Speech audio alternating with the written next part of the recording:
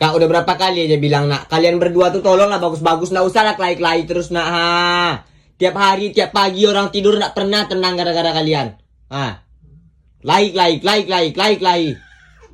Ah, ya Allah kak, contohkan yang baik sama adek tuh Samsul.